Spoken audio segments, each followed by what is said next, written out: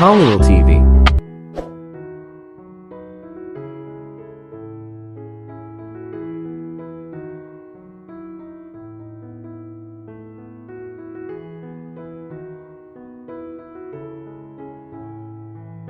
Tahimik ang buong Monteverde Mansion.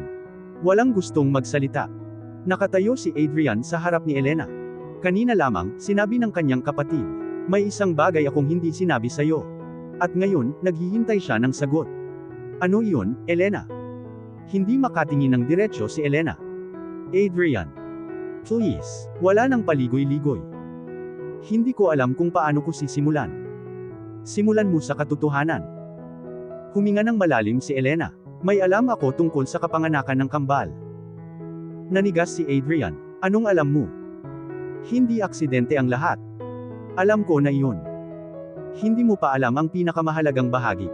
Tumingin si Elena kay Isabela. At sa isang iglap, napansin ni Adrian ang takot sa mukha ng dalawang babae. Isabela, hindi siya sumagot. Kayong dalawa, may itinatago sa akin. Mabagal na tumango si Elena. Oo. Ang lumang birth certificate. Kinuha ni Elena ang isang lumang envelope mula sa kanyang bag. May nakuha ako nito ilang taon na ang nakalipas. Iniabot niya kay Adrian. Binuksan niya ang envelope. Isang lumang birth certificate. Nakasulat ang pangalan. Liam Monteverde. At sa ilalim, Lucas Monteverde. Ngunit may isa pang pangalan sa dokumento. Hindi pangalan ni Adrian. Hindi rin pangalan ni Don Rafael. Napatingin si Adrian. Dr. Samuel Reyes. Napakunot ang noo niya. Sino si Dr. Samuel Reyes? Si Isabela ay napayuko. Siya ang doktor na tumulong sa akin. Yung doktor na sinabi mong patay na. Tumango siya. Oo. Bakit nasa birth certificate niya ang pangalan? Dahil siya ang nag-register ng birth record. Bakit? Dahil hindi pwedeng gamitin ang pangalan mo. Bakit hindi? Tahimik si Isabela. Dahil noong ipinanganak sila, huminto siya. Hindi pa alam ng ospital kung sino ang tunay na biological father ni Lucas. Napatingin si Adrian kay Lucas. Ang gabi ng kapanganakan. Naalala ni Isabela ang 10 taon na ang nakalipas. Malakas ang ulan noong gabing iyon. Nasa isang maliit na pribadong klinik siya. Masakit na ang tiyan niya. Doktor, huminga ka ng malalim, Isabela. Hindi ko na kaya, konti na lang. Naroon si Dr. Samuel. Kasama niya si Dr. Clara. Doktor, may problema. Ano? Bumababa ang heartbeat ng isa. Napatingin si Samuel sa monitor. Lucas, hindi pa natin alam. Ilang minuto ang lumipas. Narinig ang unang iyak. Isang baby boy. Napaluhas si Isabela. Liam, ngunit hindi pa natapos. Doktor, ano? May problema sa second baby. Napatingin si Dr. Samuel sa monitor. Get the emergency team. Makalipas ang ilang minuto. Isang mahina ngunit malinaw na iyak ang narinig. Second baby is alive. Napahinga ng malalim si Isabela. Lucas. Ngunit nang tingnan ni Dr. Samuel ang resulta ng unang pagsusuri. Nagbago ang kanyang mukha. Dr. Clara, ano? May genetic anomaly. Gaano kalala? Hindi ko pa alam. May chance ba siyang mabuhay ng normal? Si Dr. Samuel ay tahimik. Hindi ko masasabi. Ang utos ni Don Rafael. Makalipas ang ilang oras, dumating si Don Rafael. Hindi siya dumiretso kay Isabela. Diretso siya kay Dr. Samuel. Nasaan ang resulta? Hindi pa kumpleto. Gusto kong makita. Sir, kailangan nating hintayin ang full genetic analysis. Hindi ako nagpunta rito para maghintay. Don Rafael. Alin sa dalawang bata? Napatingin si Dr. Samuel sa kanya. Anong ibig ninyong sabihin? Alin ang may marker? Tahimik si Dr. Samuel. Pareho. No, alin? Hindi sumagot ang doktor. Lumapit si Don Rafael. Sabihin mo sa akin. Ang second baby. Lucas. Tumango si Dr. Samuel. At sa sandaling iyon, may kakaibang ngiti sa mukha ni Don Rafael. Then he is the one. Ang desisyon ni Isabela. Hindi alam ni Isabela ang pag-uusap na iyon. Ngunit makalipas ang ilang oras, pumasok si Dr. Samuel sa kanyang kwarto. Isabela, yes, kailangan mong umalis. Bakit? Ngayong gabi. Bakit? Dahil hindi ligtas ang mga anak mo. Kanino? Hindi siya sumagot. Doktor, hindi ko kayang sabihin sa iyo ang lahat. Pero kailangan kong malaman. Ang alam ko lang, may gustong kunin ang isa sa mga bata. Si Lucas. Tumango si Dr. Samuel. Bakit? Dahil sa genetic marker niya. Nagsimulang umiyak si Isabela. Ano ang gagawin ko? Dalhin mo silang dalawa. Saan? May isang taong mapagkakatiwalaan ko. Sino? Ang pangalan niya ay Elena Monteverde. Ang unang pagkikita nina Elena at Isabela. Hindi nagtagal, dumating si Elena. Noong una, hindi alam ni Isabela kung mapagkakatiwalaan siya. Bakit mo ako tinutulungan? Dahil alam ko kung ano ang kayang gawin ng ama ko. Hindi ko maintindihan. May Project Genesis. Alam ko. Hindi mo alam ang lahat. Tiningnan ni Elena ang dalawang sanggol. Ang kambal ay kailangang magkahiwalay. Napailing si Isabela. No. Isabela. Hindi ko sila paghihiwalayin. Kapag magkasama sila, mas madali silang mahahanap. Hindi pwede. Kung gusto mong mabuhay sila. Napaluha si Isabela. Hindi ko kayang mamuhay nang wala ang isa sa kanila. Tumingin si Elena sa kanya. Hindi mo kailangang mamuhay nang wala sila. Pero kailangan mong mawala sa paningin ng mundo. Ang planong pagtatago. Nagkaroon sila ng plano. Si Liam ay mananatili kay Isabela. Si Lucas ay ilalagay sa ibang identity. Ngunit may isang problema, hindi pumayag si Dr. Samuel. Hindi natin sila maaaring paghiwalayin ng matagal. Bakit? Tanong ni Elena. Dahil may genetic connection ang kambal na hindi pa natin naiintindihan. Anong ibig mong sabihin? May isang bagay silang pareho. Ano? Kapag magkalayo sila ng matagal, hindi niya natapos. May epekto sa katawan nila. Nanlaki ang mata ni Isabela. Kaya kailangan nilang muling magsama. Ang 10 taon. At iyon ang dahilan kung bakit 10 taon silang naghiwalay. Hindi dahil ayaw ni Isabela kay Adrian. Hindi dahil ayaw niyang makasama ang pamilya Monteverde. Kundi dahil gusto niyang iligtas ang mga bata. Ngunit hindi niya alam na sa paglipas ng panahon, may ibang taong naghahanap sa kanila. At hindi tumigil si Don Rafael.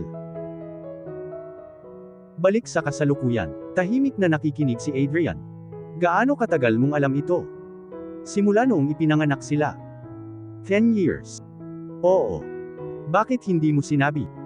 Dahil ipinangako ko kay Dr. Samuel. Anong pangako? Na hindi ko sasabihin sa iyo hanggang hindi ligtas ang mga bata. Ligtas na ba sila ngayon? Hindi sumagot si Isabela. No, napayuko si Adrian, dahil alam na nila kung nasaan tayo. Tumango si Elena. Ang tunay na layunin ni Victor.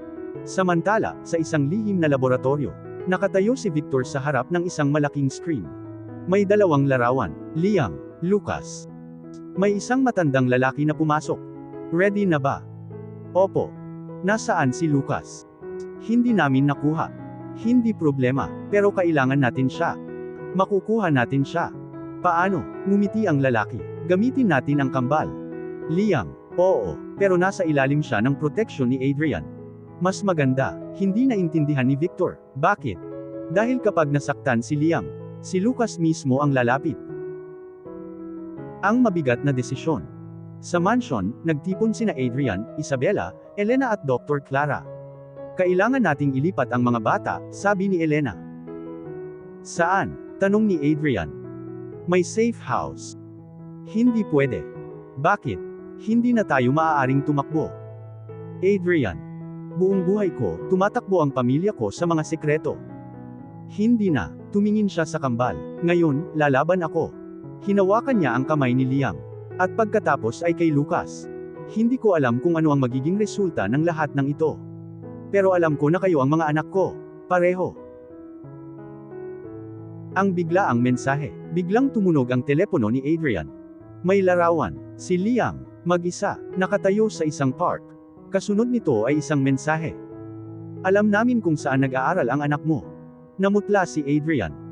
May isa pang mensahe. Next time hindi na litrato ang ipapadala namin. Agad siyang tumayo. No. Ano? Tanong ni Isabela. Ito na ang simula. Ano? Hindi na nila target si Lucas. Si Liam na. Ang hindi inaasahang pagtatagpo. Kinabukasan, pumunta si Adrian sa dating bahay ni Dr. Samuel. Matagal nang walang nakatira roon. Ngunit may nakita siyang maliit na kahon sa ilalim ng sahig. Binuksan niya, may lumang journal, at sa unang pahina ay nakasulat. Kung binabasa mo ito, Adrian, ibig sabihin ay buhay pa ang kambal. Napahawak siya sa journal. Nagpatuloy siya sa pagbabasa. May isang bagay na hindi sinabi ni Don Rafael. Hindi siya ang gumawa ng Project Genesis. Nanigas si Adrian. Hindi siya. May kasunod na pahina. Ang tunay na mastermind ay isang taong mas malapit sa pamilya kaysa sa iniisip mo. At sa ilalim, may pangalan. Elena Monteverde. Napaatras si Adrian. No. Ang huling lihim. Pagbalik niya sa mansion, agad niyang hinanap si Elena. Elena, walang sumagot. Elena. Lumabas si Isabela. Anong nangyari? Asan si Elena? Hindi ko alam. Hindi mo siya nakita. Kanina pa siya umalis. May iniwan ba siya? Umiling si Isabela. Biglang napansin ni Adrian ang isang maliit na envelope sa mesa. May pangalan niya, Adrian. Binuksan niya ito. Isang simpleng mensahe lamang. Huwag kang magtiwala sa sinuman. Napatingin siya kay Isabela. Kasama ka ba rito? Nanlaki ang mata ni Isabela. Adrian. Sabihin mo sa akin. Hindi ko alam kung ano ang sinasabi mo. May pangalan mo sa mga dokumento. Napaluha si Isabela. Hindi ako ang may kasalanan. Kung ganoon, nasaan si Elena? Walang sagot. Biglang tumunog ang telepono. Unknown number. Sinagot ni Adrian. Hello. Isang pamilyar na boses. Adrian. Elena. Oo. Nasaan ka? Wala kang dapat pagkatiwalaan. Bakit? Dahil may isang tao sa loob ng mansion mo. Ano? Isang tao na nagtatrabaho para sa kanila. Sabihin mo kung sino.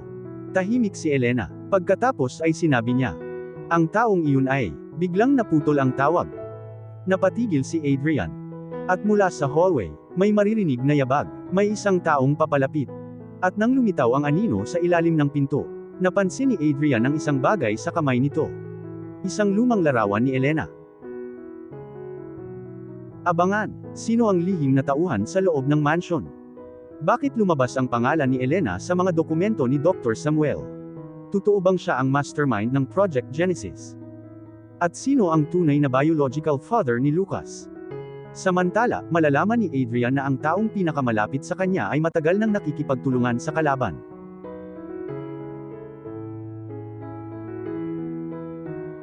At dito na po, nagtatapos ang ating kwento. Sabay-sabay po nating abangan ang susunod na kabanata. Maraming salamat po. God bless and stay safe.